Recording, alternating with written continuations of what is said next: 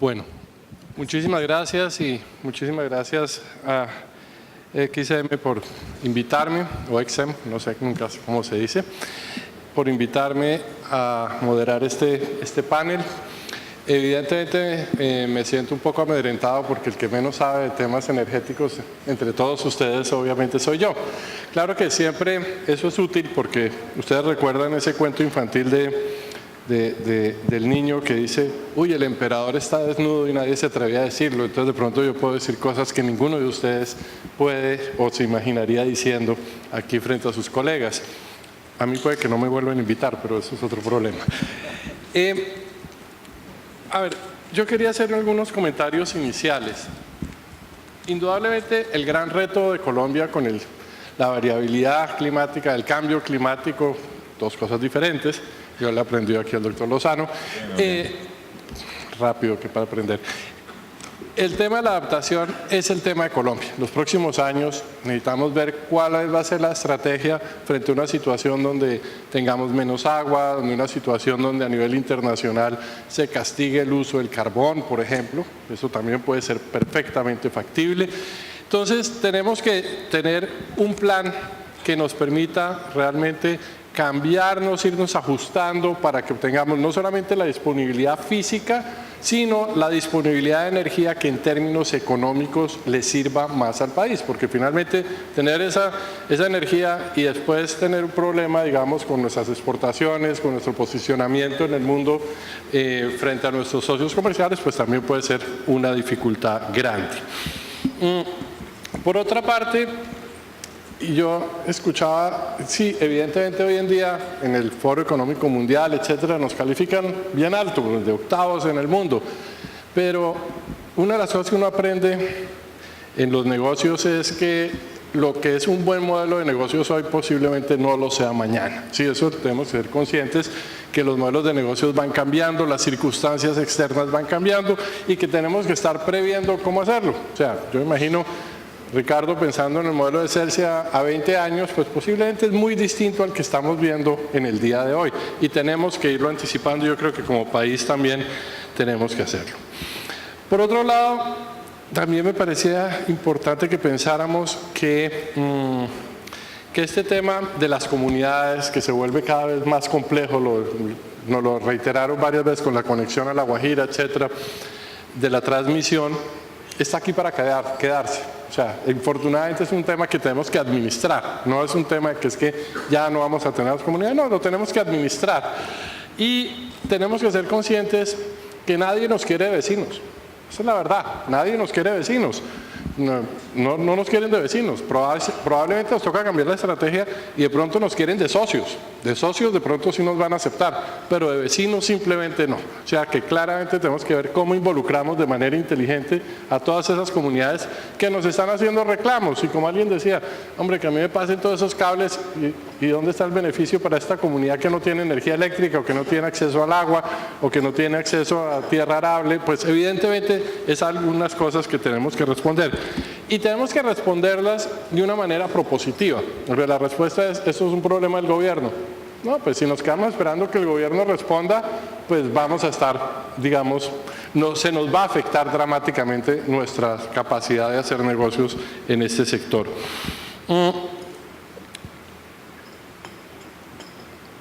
Por otro lado,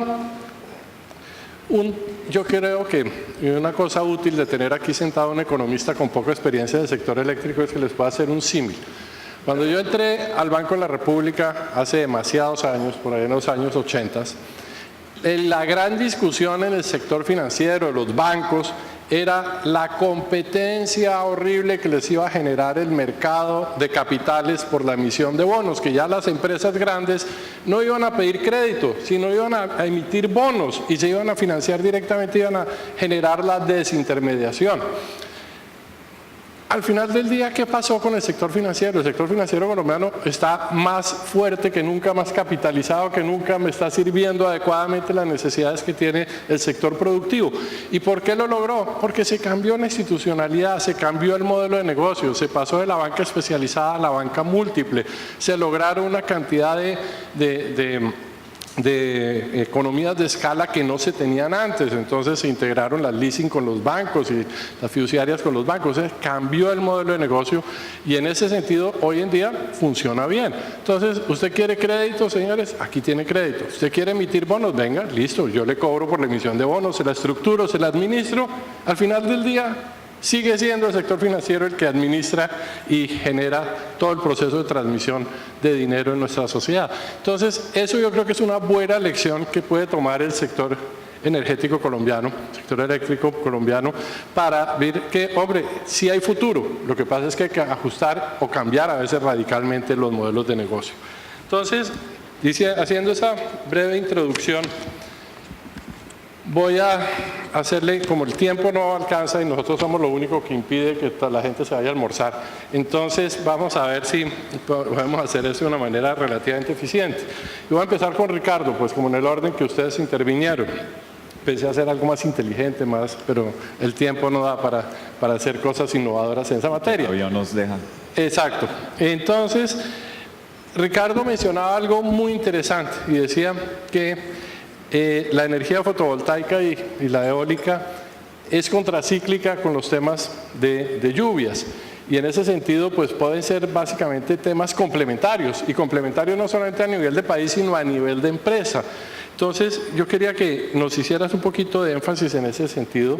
Y otra cosa que me llamó la atención de tu presentación, tú decías, a uno siempre en el colegio le decían el agua es un recurso renovable y tú pusiste ahí, el agua no es un recurso renovable. Entonces yo quería también que nos contaras un poco qué querías decir con eso. Bueno, muy bien.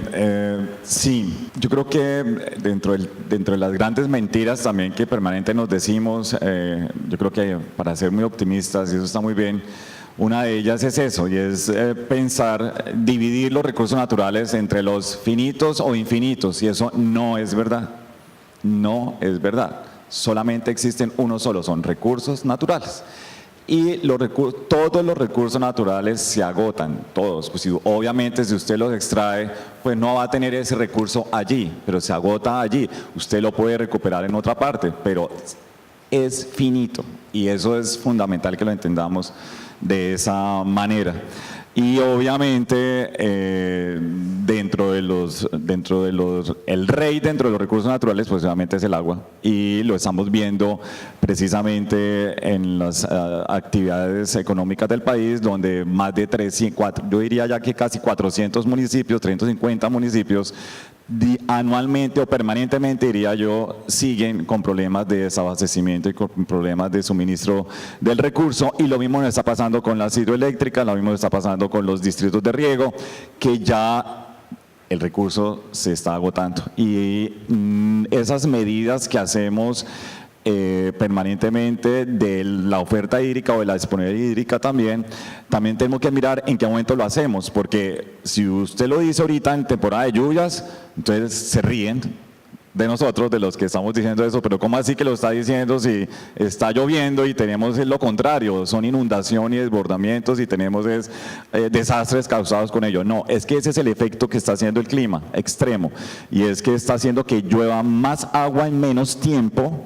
causando mayores impactos, pues que es como si llovieran piedras sobre un territorio, y sobre todo, y si encuentra un suelo que no está protegido, pues lo que hace es arrastrar sedimentos y piedras, y inclusive los embalses están llenos de sedimentos y piedras también, ¿no? Y ese es otro tema que nos faltó contar, y es precisamente la colmatación de los embalses por los grandes sedimentos y por no decir el barro y todos los escombros que traen las cuencas, que lo vimos en las imágenes de Perú, lo estamos viendo en imágenes de Ecuador, no solamente en Colombia, sino que no es solamente el agua, exceso de agua, sino también de grandes pérdidas de inclusive de la capacidad de embalses y de los canales de los ríos por exceso de sedimentos que anteriormente no existían también, y es otra variable fundamental que hay que medir cuando uno mire capacidad útil de envases también. Y eso en cuanto a lo que tiene que ver con el agua. Lo otro es en cuanto al tema de la complementariedad. Claro, no lo dije yo, Lo dijo precisamente el sector, lo dijo Alejandro Lucio, lo dijo el director de SER, lo dijo un colega de ustedes, donde con el estudio de EY, entonces ellos están precisamente mostrando lo que es obvio y lo que sucede cuando bajan las lluvias por los vientos, que no alcancé a explicar muy bien, pero obviamente los vientos son los que empujan las lluvias, y al sacar las lluvias de Colombia, mandarlas al sur del país, esos vientos no los estamos aprovechando suficientemente bien, que es lo que digo y lo que estamos viendo con esos proyectos que se están dando.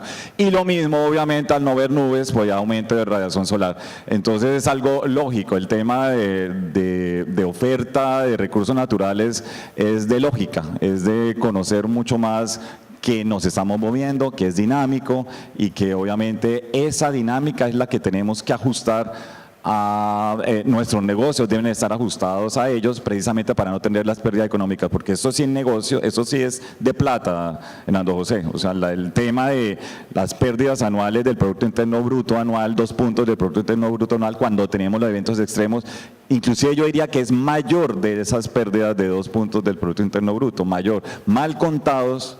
Es lo que nos han dicho, pero lo vimos con la niña 2010, 11, 12, nos dijeron que era 11 billones de más o menos de pesos que se habían gastado, pero solamente fueron en 3 meses que se habían perdido precisamente en la inversión para recuperación, pero en 3 meses nomás nos faltó mucho más, nos faltó qué pasó a finales de 11, qué pasó el resto del año 12, del 2012. Entonces, mal contados tenemos estas pérdidas y es cómo aprovechamos esas oportunidades de negocios y cómo reducimos esas pérdidas económicas que se están dando en el sector. Sí, yo recuerdo en la Semana Santa del 2011, en medio del fenómeno de la niña, yo estaba en Villa de Leyva y de pronto las 3 carreteras de acceso a Villa de Leyva bloqueadas. Entonces yo dije, magnífico, así no puedo ir al bendito Consejo de Ministros que nos citaron el jueves santo. Consejo Comunal. ¿No? Y llamé, no puedo, me mandaron helicóptero y me sacaron de allá, pero al único que no quería que lo sacaran de allá fue el que sacaron de allá, pero bueno.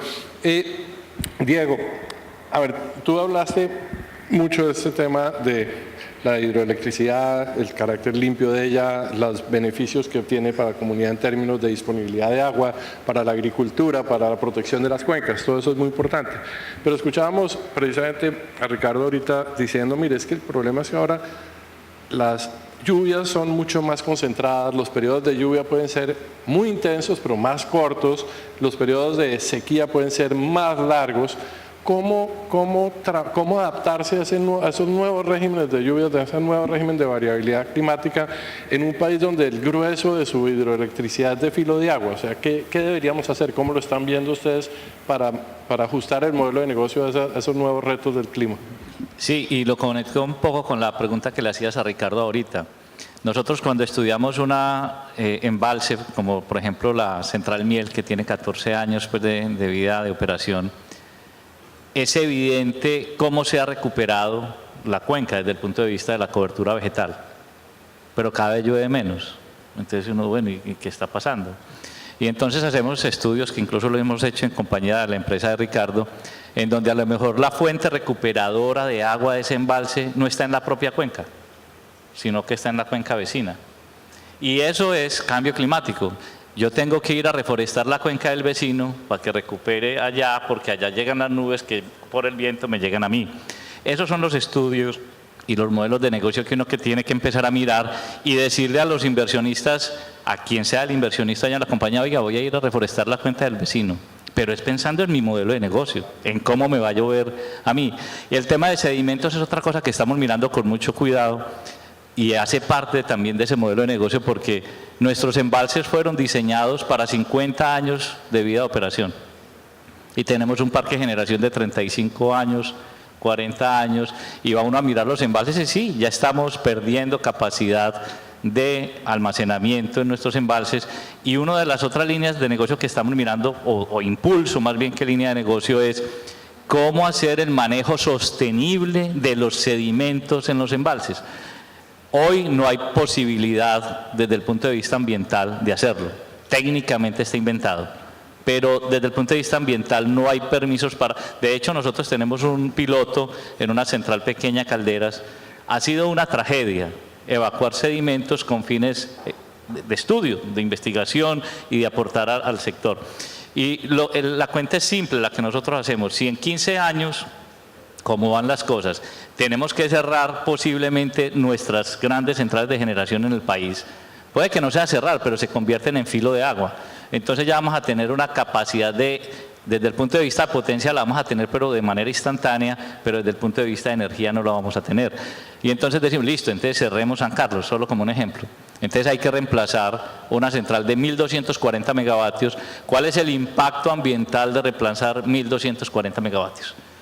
En cambio, si usted hace un manejo sostenible de los embalses, un manejo sostenible de los sedimentos, hace una evacuación de los sedimentos de manera controlada, de manera en cantidades como es el ciclo natural.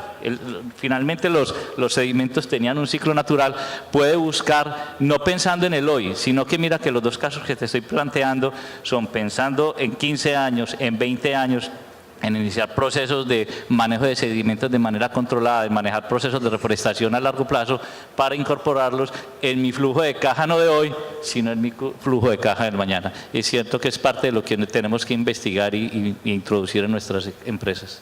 Muchísimas gracias, Diego. Me encanta que hayas mencionado el tema de cómo tenemos que mirar esto como no un negocio a 2, 3 ni 5 años, sino un tema a 15 o 20 años y cómo tenemos que empezar a planear para que ese flujo de caja dentro de 15 años sí se dé como lo que queremos. En ese sentido, Ricardo, uno ha visto cómo en el mundo muchas empresas que inician generando productos nuevos, innovadores, un ejemplo de ello es Tesla, por ejemplo, que empezó produciendo autos eléctricos y poco a poco se dio cuenta que su modelo de negocio no era viable y ahora se convirtió en una empresa de energía, ¿sí? Que produce celdas solares, que integra eso con sus automóviles, está haciendo vivienda, incluso vivienda inteligente. O sea, son empresas que están migrando del sector industrial hacia el sector energético.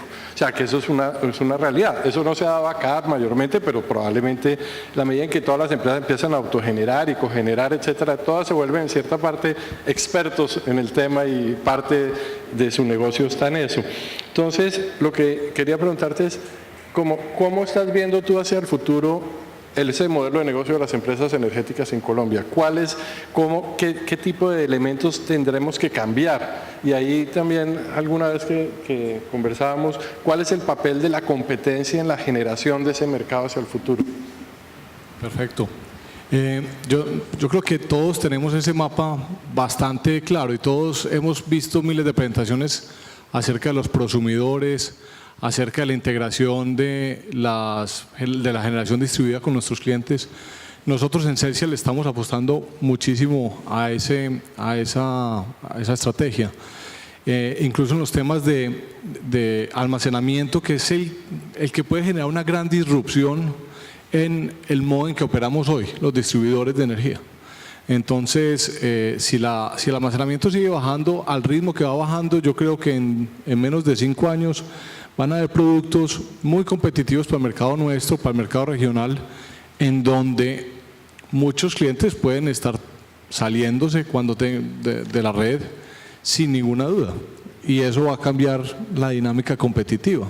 Porque hoy vivimos lamentablemente, y yo lo digo lamentablemente, en cierto monopolio natural los distribuidores. Y los clientes se nos quejan mucho de eso. O sea, es impresionante que no tengan los clientes hoy la opción. Ninguno de nosotros tiene opción de cambiar de operador de red. De pronto un comercializador, pero no la opción está. Yo sé que eso está en la agenda de la regulación y yo creo que eso lo tiene que entender Colombia, que tenemos que llegar a eso. En 14 estados de la Unión Americana, en muchos países de Europa, tú por tu celular escoges tu proveedor de energía, lo cambias. Nosotros también estamos tratando de ver qué otras cosas tenemos que hacer como compañía. Yo creo que Diana lo mostraba, de cómo jugamos en ese proceso de electrificación de la economía. O sea, ¿qué es primero, el huevo o la gallina? Los benditos carros eléctricos. Un carro eléctrico de 120 millones de pesos en Colombia no se va a vender, cuando hay otro a 60. O sea, no es posible. Entonces, por ejemplo, con Renting Colombia logramos ya que el pequeño paquetero de 1 tonelada en el renting, que antes valía $1 en el renting, el de combustión, y $2.50 valía el eléctrico. Ya logramos con una reingeniería, hablando con la compañía de seguros, con los que hacen el mantenimiento, con el mismo proveedor de carros, a que ese carro sea, que la tarifa sea 1.1 veces más cara que la de combustión. Y si tú a eso le metes el efecto en el pico y placa, va a salir más barato. Entonces yo creo que las empresas que estamos aquí sentadas tenemos que jugar un papel muy grande en que los clientes tengan control, no darnos miedo a la competencia, que el regulador nos abra los espacios para competir, porque yo creo que esa dinámica que tú mencionaste de los bancos es supremamente sana y es lo que va a pasar. Vamos a tener empresas todas más interesantes y mejor percibidas por los clientes. Muy bien, muchas gracias, Ricardo. Jorge, tú que estás allá en todo ese tema de la planeación, y uno pasa, yo también me tocó pues, el tema de planeación nacional, y la verdad que después de pasar por ahí uno dice, yo no planeé nada. Uno básicamente lo que trata es de interpretar bien el mercado, para dónde van las tendencias tecnológicas, económicas, financieras, y trata de generar un esquema que sea razonable para viajar en la ola correcta y no estar en contra de la ola. Entonces, en ese sentido, cuando uno mira los informes de la Agencia Internacional de Energía, lo que muestra es, en términos absolutos, se espera que Europa y Estados Unidos y Japón empiezan a reducir su consumo de petróleo y de carbón, en términos absolutos, estamos hablando de eso. Lo cual quiere decir que los señores de la OPEP, que ahorita han tratado de sostener sus precios, no lo van a poder hacer por mucho tiempo, y que muy posiblemente, si siguen estas tendencias de sustitución y lo que nos contaba Luis sobre el tema en Alemania, etcétera, lo que vamos a ver es que cada vez más va a haber una competencia de todas estas energías alternativas con los fósiles, carbón y petróleo, que así bajen de precio con la caída dramática de los avances tecnológicos, pues también van a ser muy competitivas. Por ejemplo, ahorita cuando el señor presidente Trump dijo que iba a quitar todas las regulaciones innecesarias al carbón, los señores de las energías alternativas renovables dijeron, ¿y qué nos importa? Nosotros ya somos competitivos en el mercado. ¿Sí?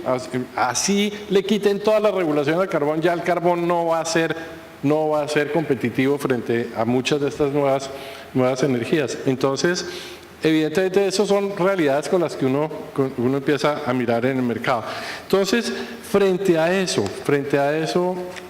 quería como que escuchar tu opinión yo era de la idea, y probablemente puede estar equivocado, que cada vez vamos a estar demandando más energía eléctrica no generada por combustibles fósiles, que los mercados internacionales nos lo van a exigir, que muy posiblemente en el futuro, cuando uno exporte un producto manufacturero, del sector manufacturero, nos vayan a decir esa con qué tipo de energía se produjo cuál es la huella de carbono de su producto. Entonces, y nos van a poner impuestos diferenciales de acuerdo al origen del producto y la huella de carbono del producto. Y ya existe. Entonces, ¿cómo estás viendo tú eso en términos de orientar desde la UCME un poco la matriz energética en Colombia a mediano y largo plazo? Sí, gracias, José. Yo creo que el tema lo señalas bien. Cada vez la necesidad de transformación a energía eléctrica va a ser mayor. Por eso, cuando nosotros señalamos ahí las oportunidades que tiene la industria, por ejemplo, en reducir las emisiones a partir de sustitución de carbón por otras fuentes de calor, se incluye también la energía termosolar. Esa es una alternativa también que existe, que Colombia no la ha explorado muchísimo. Pero también la generación de calor a partir de energía eléctrica, por supuesto. La energía eléctrica también es un insumo importante en generación de calor, en generación de frío, que también hay sectores de la industria que necesitan producción o grandes cantidades de frío. Entonces, esto es una realidad, movilidad eléctrica, prosumidores entendiéndolo en los dos sentidos, en que si bien yo voy a tener la posibilidad de producir, o ya se está teniendo la posibilidad de producir, hablaba con Ricardo, ya son 40 proyectos, Ricardo, me decías, a pesar de lo que nos demoramos, pero ahí van. Pero van apareciendo posibilidades de generar energía, pero también necesidades de respaldo desde las redes. O sea, eso es un tema que nos está cambiando completamente la forma o la curva de carga del sistema, cómo la tenemos que manejar, por supuesto el almacenamiento en diferentes formas. Almacenamiento también, se almacena calor o se almacena frío para producir energía eléctrica después. O sea, son tecnologías muy interesantes que están cambiando muchísimo la visión del negocio eléctrico en el mundo y que efectivamente nos van a modificar nuestra matriz. Ahora, nosotros efectivamente estamos haciendo un análisis y eso se viene haciendo, insisto, desde hace 3, 4 años, de cómo se están viendo esos cambios tecnológicos a 2040, 2050 en Colombia, considerando varias condiciones que señaló Ricardo y que, digamos, ya hay señales que ha dado el Gobierno Nacional, por ejemplo, la Ley 1715, que apunta a bajar los costos de inversión de tecnologías de fuentes no convencionales de energía renovable. ¿Sí? No apuntan a favorecer otros elementos, sino reducir la inversión. ¿Qué vemos en la mayoría de los casos para tecnologías vehiculares limpias, para temas de industria, de sustitución tecnológica en la industria, etcétera? El costo de inversión, a pesar de que ha bajado, sigue siendo alto. Lo mismo que el tema de eficiencia energética. Entonces ahí viene un tema que también es cultural en las decisiones, que lo señaló Ricardo. Cuando uno hace el análisis a 20 años o un activo que dure 15 años, pues seguramente la decisión de inversión va a ser si se hace considerando ese horizonte de tiempo o si se hace como lo hacen desafortunadamente, no digo todos, pero muchos de los comerciantes y pequeños industriales de nuestro país e incluso en nuestros hogares, que la decisión es cuánto me gano yo en el balance del próximo año, cuánto voy a tener yo de ganancias en el inmediato futuro. Y entonces ahí es donde estas tecnologías todavía siguen teniendo una desventaja competitiva, por llamarlo de alguna manera, que son tecnologías de un retorno de muy largo plazo, de mediano y largo plazo, no son retornos de corto plazo, como están acostumbrados la mayoría de los colombianos, para que hablemos de Colombia, a tomar decisiones de inversión. Entonces es un tema que lo estamos incorporando, esos elementos son fundamentales, porque si bien nosotros vemos penetración de generación distribuida, tecnologías de movilidad eléctrica, etcétera, esto va a tomar un tiempo porque va a ser paulatino en la medida en que se vayan masificando. Ya están masificadas a nivel mundial, pero Colombia tiene que masificarlas y va a tener que incorporar elementos que vayan bajando esos costos de inversión al consumidor final para que se tomen este tipo de decisiones. Todo ese tipo de elementos hay que mirarlos. Por supuesto, lo estamos viendo que nuestra matriz va a cambiar, pero tiene que darse muchas cosas y por eso apuntamos a qué hay que hacer desde la política pública para reducir los costos de inversión, para dar señales claras de hacia dónde queremos ir como país. Hernando, y te cuento Señor. un chisme. Nosotros perdimos un techo con un competidor en apartado. Nosotros decíamos, ¿este tipo cómo llegó con este precio? Y entonces fuimos a averiguar y el proveedor japonés, un fondo de inversión japonés respaldándolo, el gobierno japonés le da 35% de subsidio sobre cualquier inversión que haga en esas cosas. Entonces, para que vean el tipo de sofisticación financiera. Claro, exactamente. Ahí tenemos que empezar a pensar en ese tipo de cosas. Bueno, Luis Alejandro, usted que es como el pater familias aquí de todo este grupo, que más experiencia tiene, más años ha pasado por este sector, pues evidentemente has visto cómo ha venido evolucionando todo este sector. El hombre empezó a los 12 años, es muy joven, no estoy diciendo que está viejo, ya están burlando las niñas allí, pero bueno. No, yo lo que quería preguntarte es, evidentemente cada vez más habrá usuarios que se van a desconectar del sistema o básicamente van a querer generar el grueso de su energía. Eso indudablemente para ISA le genera un cambio en el modelo de negocio gigantesco, ¿sí? y ya simplemente pensar que esto es una estructura empresarial de empresas muy grandes y 5 o 6 jugadores, ya se va a pasar a cientos de jugadores y de cientos de autogeneradores y cogeneradores, donde posiblemente el modelo de negocio de ISA va a ser completamente retado. ¿Cómo lo estás viendo y cómo estás viendo, digamos, en qué áreas son las que tú piensas que se debe ajustar ese modelo de negocio de ISA hacia el futuro? Bueno, no, hay que estar muy atentos a todas las tendencias y posiblemente a cambios disruptivos que vengan en la industria. Seguramente ya vimos mucho detalle del poder del consumidor, que no ha llegado a la realidad todavía en Colombia, pero va a venir, esa hora viene. Generación distribuida y otros cambios tecnológicos. Sin embargo, recordemos que Colombia, un país emergente, tiene un consumo per cápita bajo todavía. Y es un país en donde hay una oportunidad de desarrollo regional muy grande.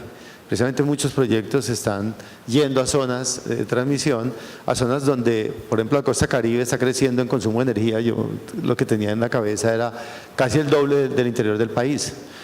Y ojalá la economía recupere, porque arriba del 5% en crecimiento del PIB deberíamos tener una recuperación del consumo de energía también bastante buena.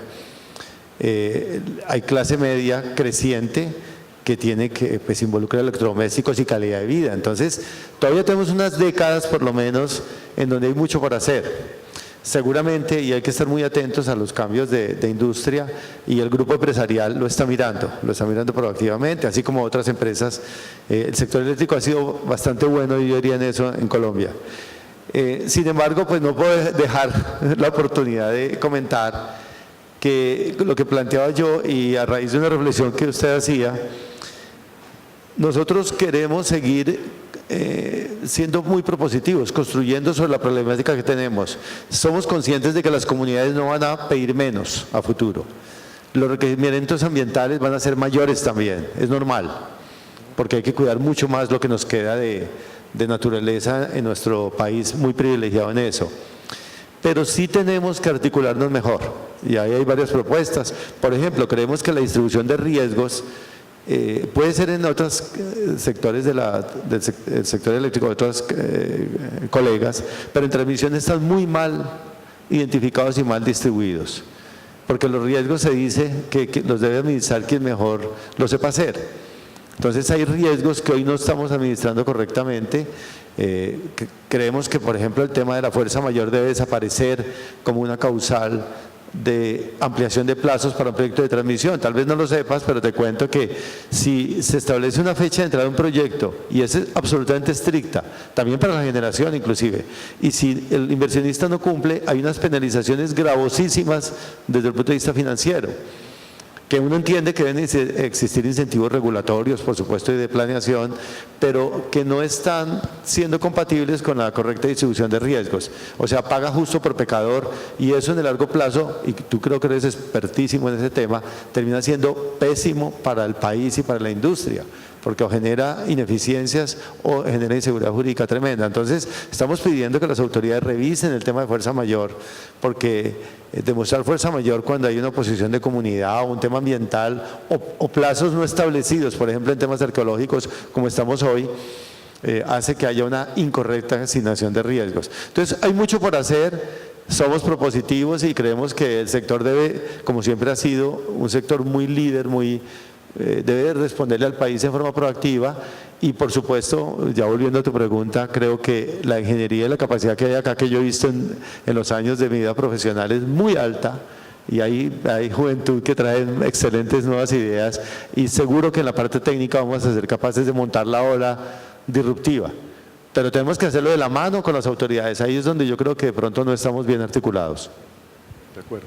Un punto muy importante que decía Luis Alejandro es sobre el tema de que esto va a seguir aumentando la demanda. La demanda va a crecer, la clase media va creciendo, los consumos, el perfil de demanda de energía va creciendo en ese tipo de hogares. Soy menos optimista de que vayamos a recuperar crecimientos del 5% a la vuelta de la esquina. Eso va a tomar varios años es de 5 a 10, la verdad sea dicha, pero igualmente Colombia va a seguir creciendo en términos económicos a tasas interesantes. Entonces, evidentemente, yo creo que hay también unas señales tenemos que armarle espacio a todos. O sea, aquí todos son importantes en este momento para responderle a esas necesidades del país y en ese sentido hay que abrirle el espacio a todos de acuerdo a sus características tecnológicas, financieras y de desarrollo, pues, de los modelos de negocio. Luis, me pareció súper interesante toda tu presentación sobre el tema alemán. Obviamente entendí la mitad de los temas técnicos, pero no importa. De todas maneras hice el esfuerzo de hacerle el seguimiento. Y lo que me pareció más interesante, digamos, de la presentación, ya viéndolo como economista, es ese cambio tan acelerado de la composición de la matriz energética de Alemania. Tú hablaste de muchos temas técnicos, se entendió. Yo creo que el mensaje tuyo de no introducir rápidamente las reglas, digamos, los requerimientos de red, etcétera, es un error. Hay que empezarlo a hacer para que no sea mucho más costoso hacerlo posteriormente. Me pareció una recomendación. Pero ya en términos más de mercado, de subsidios, de impuestos, ¿cómo fue que se logró esa transformación tan rápida? Bueno, en primera instancia, obviamente, el subsidio del gobierno. El subsidio del gobierno cuando empezó toda esta transformación fue gigante. En este momento no es tanto, pero fue gigante en sus inicios. Ahora, Alemania está viviendo muchos retos, incluso son retos, yo diría que más grandes que los que comenté, los retos técnicos, y son retos desde el punto de vista de mercado que tampoco nadie fue capaz de predecir. Y a veces pasan cosas que antes eran completamente inimaginables. Y son cosas, por ejemplo, desde el punto de vista de mercado, un problema muy simple. ¿Qué pasa cuando hay más generación que consumo? Si esto pasa en Colombia, pues la solución está regulada desde el punto de vista de mercado. Habrán generadores que disminuirán su inyección de potencia, etcétera, y eso está regulado desde el punto de vista de mercado. Ahora, con toda esta integración de energías renovables en Alemania y especialmente con toda la integración de paneles fotovoltaicos en redes de baja tensión, esto ha sido un problema muy grande. Si hay, por ejemplo, si tenemos sistemas de distribución en los cuales la generación es 2 veces más de lo que puede consumir, y si es un día soleado, el inversor está diseñado simplemente para entregar tanta potencia activa como le sea posible. Ahora, hay días en los cuales la inyección de potencia es tan alta y cuando no hay suficiente consumo, que hay simplemente un exceso de potencia que el sistema no es capaz de soportar ese exceso de potencia. Y como toda cosa, cualquier cosa en la vida, este exceso es malo. Entonces, como consecuencia, hay demasiada generación, no hay quien la consuma, no tengo sistemas de almacenamiento en donde poner esta potencia excedente. ¿Qué le toca hacer, por ejemplo, a Alemania? Le toca ir a tocar las puertas de su vecino y le toca ir a decirle, vea, Austria, tengo aquí un problema, tengo más generación de la que puedo consumir y no hay nada que pueda hacer. ¿Usted me puede ayudar? Y obviamente el vecino Austria le va a decir, sí, yo le puedo ayudar, pero me tiene que pagar. Entonces son cosas que antes nadie hubiera pensado en esto. De un momento para otro está Alemania entregándole potencia a Austria y fuera de eso le tiene que pagar. Algún día.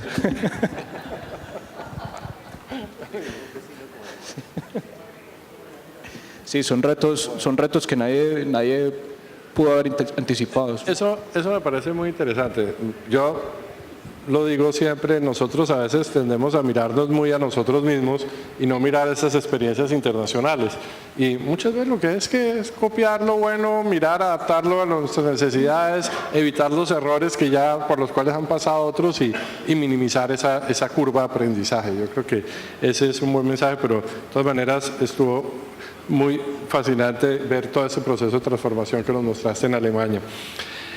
Diana Marcela, no por última, pero la más importante, porque siempre los que dejan de último son los más importantes. Nos mostraste cómo la visión del Grupo Enel, lo que va a ser una compañía moderna, los retos que tiene una compañía moderna de generación y prestación de servicios. Me pareció súper interesante. Yo estaba pensando cuando tú estabas hablando decía, hombre, sí, ahorita una cantidad de, digamos, el fenómeno de la desintermediación en este sector, de la disociación, se va a dar y la gente va a empezar a tratar de generar sola, etcétera.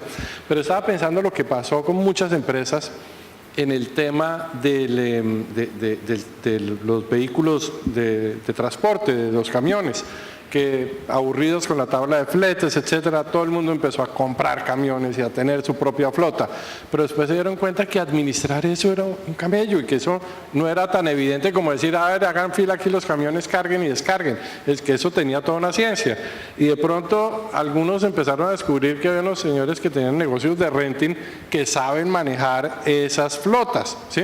Entonces ya todo el mundo dijo, no, es que mi negocio core es producir galletas o producir cualquier otro tipo de producto o azúcar, pero yo mi negocio no es administrar una flota de camiones. Entonces surgen esas alternativas. Entonces yo te quería preguntar si ustedes ven toda esa gente que empieza a generar energía, a capturar su vapor, a capturar las celdas solares que van a instalar en sus techos, etcétera. ¿Cuáles son las oportunidades de negocio? O sea, ¿cómo piensas tú que puedes integrar rápidamente y generar una tercerización de toda esa autogeneración y cogeneración que están haciendo las empresas y en general pues todo el que pueda hacerlo en Colombia? ¿Sabe por qué? Prometido que él no me dictó la pregunta. Sí. Bueno, pues yo agradezco mucho la pregunta justamente porque es parte de los frentes que nosotros estamos desarrollando. Hay un concepto que nosotros tenemos y es, obviamente, queremos desarrollar este tipo de tecnologías, pero parte de lo que nosotros consideramos, y creo que el ejemplo que tú pones es súper claro, es de manera ordenada. Es decir, hay dos elementos fundamentales desde el punto de vista económico que nosotros estamos viendo y es que la demanda hace solicitudes puntuales hacia el acceso de nuevas tecnologías y la empresa obviamente tiene que responder a eso desde el punto de vista de oferta. En ese sentido, nosotros hemos propuesto al sector, incluso al regulador, algo que nosotros denominamos el Estatuto de Generación Distribuida. Y el Estatuto de Generación Distribuida lo que busca finalmente es poder organizar de alguna manera los mercados que permitan precisamente acceder hacia nuevos negocios que puede tener el sector. Con Ricardo tenemos algunas diferencias en cuanto a la conexión, pero lo que sí creemos es que claramente habrá que hacer algún esquema regulatorio que permita dar viabilidad a estos esquemas y que de manera ordenada pues puedan participar dentro de los sistemas eléctricos. Eso desde el punto de vista de ordenamiento. Ahora, frente al front, llamémoslo así, hacia la demanda, nosotros la verdad vemos una oportunidad infinita desde el punto de vista de nuevos servicios. Parte de lo que a nosotros nos pasa a nivel mundial y específicamente el caso de Enel a nivel Europa es que la demanda es tan dinámica que casi que cualquier servicio es administrado de alguna manera por la compañía eléctrica. Incluso se ofrecen servicios, por ejemplo, de facturación o tercerización a otros servicios públicos. Entonces, sí vemos que el mundo de la digitalización, de las smart grids y de alguna manera de estas ciudades inteligentes va a permitir que el rol fundamental del sector eléctrico va a ofrecer nuevos servicios y nuevas tecnologías a los clientes y que de alguna manera por eso nosotros diferenciábamos cliente porque empieza a pensar distinto. Empieza a pensar distinto desde el consumo y desde la operación y empieza a pensar distinto desde cuáles son las fuentes que quieren realmente que le abastezcan su consumo de energía eléctrica. Ahora, también nosotros estamos viendo a nivel mundial que esto requiere acompañamiento y por eso cerrábamos nuestra presentación diciendo que requiere de todos. Yo creo que, Ricardo, tú tienes razón en que todos tenemos que participar en esta construcción y nosotros vemos que tiene que haber, obviamente, un esquema regulatorio normativo que permita lograrlo, pero también que nosotros como compañías vayamos construyendo rápidamente lo que significa eso para el cliente. Sin embargo, hoy aparecen temas culturales, ambientales y sociales, solamente de entender qué es la energía eléctrica hasta el punto final de saber qué es lo que necesitan los nuevos clientes y estos nuevos usuarios que obviamente necesitan esquemas tecnológicos súper distintos.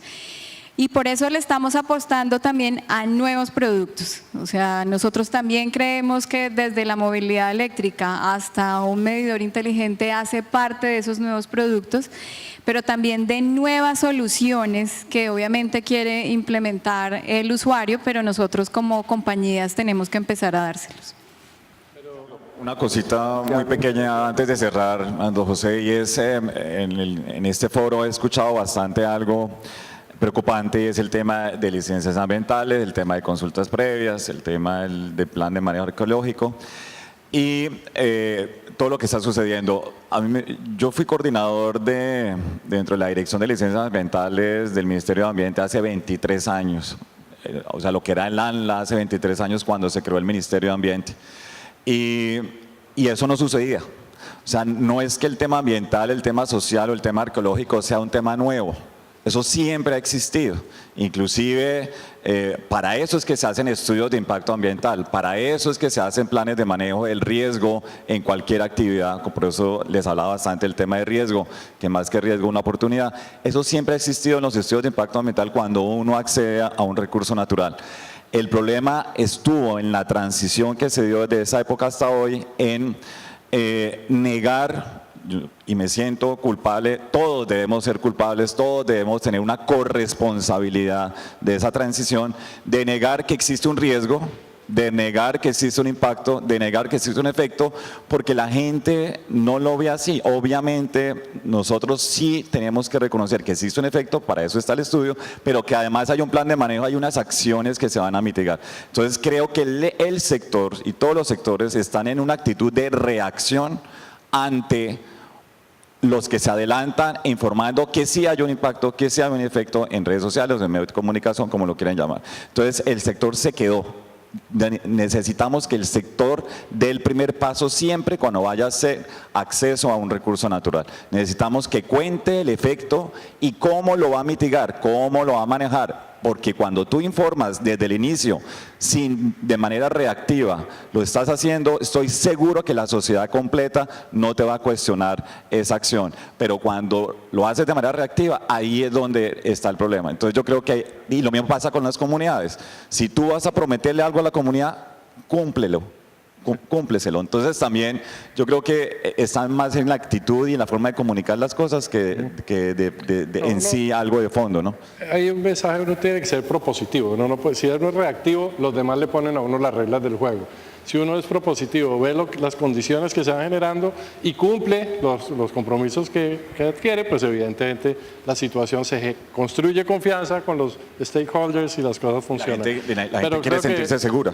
Jorge, Yo quería simplemente apuntar, pero un punto que al final Ricardo cerró, y es que la digitalización del negocio hoy pasa por las redes digitales. O sea, quiero señalarlo, no solamente es a nivel tecnológico, sino a nivel de comunicaciones.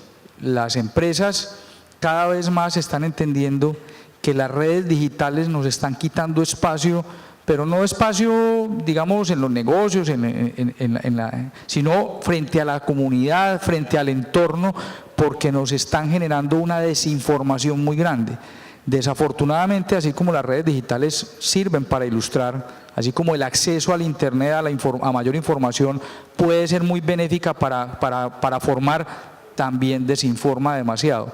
Y yo creo que ahí hemos perdido mucho espacio y ese es un gran reto, no solamente la ciberseguridad y todos estos temas, sino también cómo vamos a llegar cada vez más a ese usuario de a pie, a ese consumidor de a pie que está siendo desinformado desafortunadamente, porque el 15 o 20% de la información que le llega tiene un sustento técnico, un sustento válido, y estamos perdiendo ese espacio para informar mejor.